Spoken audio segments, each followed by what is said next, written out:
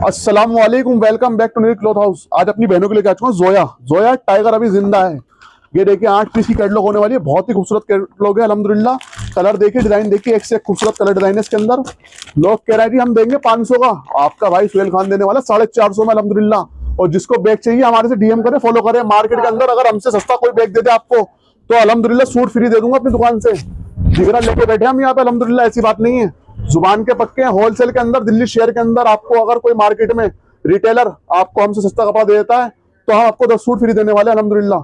जो भी कस्टमर ये कह सकता है आज ही भाई सुहेल तुमसे सस्ता दे रहे हैं, जाओ अल्हम्दुलिल्लाह 10 सूट फ्री है। जुबान है मर्द की इंशाअल्लाह रहमान। और एक बात और सुन लो मेरी बहनों, ये सूट जो हम आपको दिखा रहे हैं ना कॉटन के, तो कॉटन ही कहते हैं अल्हम्दुलिल्लाह, ऐसी बात नहीं है। और एक बात और सुनिए मेरी, जो भी बहन मेरी 10 सूट लेने वाली है, कह रहा ऊपर दिखाइए, 10 सूट के साथ अपनी बहन को 1 सूट फ्री देने वाला हूँ। 1 suit free free free free. अस्सलाम वालेकुम अल हबीब।